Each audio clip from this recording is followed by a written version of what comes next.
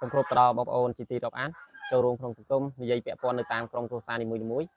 ហើយអីខ្ញុំច្រើនតែចុះតាមភូមិទៅច្រើនតែបងប្អូនស្ត្រីគាត់រៀបរាប់ថាប្តីខ្ញុំទៅតែប្រាប់ទៅតែឲ្យធ្វើនេះធ្វើនោះបានគាត់ធ្វើហើយសុំនិយាយហ្នឹងគឺពាក់ព័ន្ធទៅលើបងប្អូនបរិសុទ្ធយើងក្នុងមកហើយអីខ្ញុំសុំនិយាយថាបើសិនណាក្រុមគ្រួសារបើឲ្យស្ត្រីដឹកមុខការលូតលាស់នៅក្រុមគ្រួសារហ្នឹងมันមានការលូតលាស់លឿនប្រហែលទេហើយខ្ញុំសុំអធិស្ឋានទៅដល់បងប្អូនស្ត្រីមិនមែនថាស្ត្រីមិនអាចធ្វើបានទេបានតែបរិសុទ្ធអត់ទេបងប្អូនស្ត្រីខ្លះធ្វើការងារបង្កើតការងារក្រុមហ៊ុនធំៗជាច្រើនគាត់ដឹកគេថាដឹកនាំក្រុមហ៊ុនធំៗជាច្រើនឬក៏ថាដឹកនាំក្រុមគ្រួសារហ្នឹងក៏សម្បូរដែរគាត់ថាបើខ្ញុំអាចថាបូកស្ថិតិទៅស្ត្រីយើងបានត្រឹម 50% មនុស្សប្រុសយើងអាចបាន 100%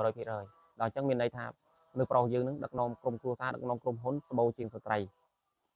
ហើយខ្ញុំសូមចាត់ទៅដល់បងប្អូនបរិសុទ្ធដែលមានគេថាប្រពន្ធចំណាប់ហើយប្រពន្ធល្អហើយបងប្អូនត្រូវចូលរួមប្រឹងប្រែងជាមួយគាត់បាទពុះពៀគ្រប់ការងារឧបសគ្គទាំងអស់ដល់អញ្ចឹងក្រុមគ្រួសារយើងនឹងវាការលូតលាស់វាល្អប្រសើរច្រើនហើយខ្ញុំនិយាយអញ្ចឹងគឺបងប្អូនបរិសុទ្ធយើងគឺមានគេថាកាយសម្បទានមានកម្លាំងខ្លាំងជាងស្ត្រីបើសិនតែយើងដឹកនាំក្រុមគ្រួសារគឺមានការលូតលាស់លឿនជាងហើយខ្ញុំសូមនិយាយអញ្ចឹងគឺយើងអាចពុះពៀបាទមិនថាក្តៅមិនថាល្ងាមិនថាកម្លាំងគឺយើងអាចពុះពៀបានច្រើនជាងស្ត្រីដល់អញ្ចឹងទៅបើមកដឹកនាំក្រុមគ្រួសារគឺខ្ញុំគិតថាខ្លាំងហើយរីកចម្រើនលឿនជាងហើយបងប្អូនស្ត្រីយើងគិតថាឲ្យគាត់ដឹកមុខក្រុមគ្រួសារមិនមែនថាមិនមានការរីកចម្រើនទេមានបាទមានគាត់ថាបើសិនតែយើងប្រគូប្រកងឲ្យធៀបខ្លាំងគឺស្ត្រីនៅអាចក្រោមយើងបន្តិចហេតុអីស្ត្រីមិនអាចទៅពុះពៀគ្រប់ការងារបានដូចបរិសុទ្ធបានគ្រប់សពទេ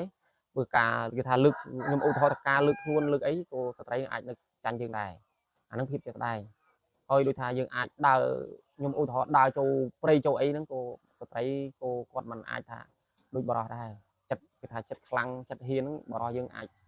ធ្វើបានច្រើនជាងដល់អញ្ចឹងមានន័យថាបរិសុទ្ធយើងអាចពុះពៀបានច្រើនជាងដល់អញ្ចឹងបើដឹកនាំក្រុមគ្រួសារគឺរីកចម្រើនលឿនជាងហ្នឹងហើយគាត់ថាភាពជាក់ស្ដែងបងប្អូនបរិសុទ្ធយើងគឺជួកាសក្រុមគ្រួសារមែនភាពជាក់ស្ដែងគឺអញ្ចឹងទៅតែប្រពន្ធមកប្រាប់មកណែនាំទៅបាត់ធ្វើទៅគាត់បដិបដួលគេថាបដិបដួលមានន័យថាយើងលក្ខណៈថាចង់ខ្ជិលបន្តិចបាទលក្ខណៈចង់ខ្ជិលទៅប្រពន្ធប្រាប់ប្រពន្ធធ្វើប្រើបានធ្វើហ្នឹងគាត់មនុស្សស្រីដឹងស្រាបងប្អូនច្រើនតែគាត់ភាពចង់បានឲ្យល្អប្រសើរក្រុមគ្រួសារគាត់ឲ្យមានការភពចុកគ្រប់គ្រាន់នឹងហើយភាពមនុស្សស្រីគឺគាត់គិតអញ្ចឹងហើយតែបើមនុស្សស្រីនឹងប្តីផ្ដួលទៀតមនុស្សប្រុសប្តីផ្ដួលនឹងទៀតបាទក្រុមគ្រួសារហ្នឹងការរីកចម្រើនมันអាចមានតែធ្លាក់ទៅធ្លាក់ទៅនឹងភាពជាក់ស្ដែងគឺឃើញក្នុងសង្គមយើងរាល់ថ្ងៃអញ្ចឹងចឹងបានថាខ្ញុំចូលរួមក្នុងសង្គមចង់ឲ្យបងប្អូនបរិបទយើង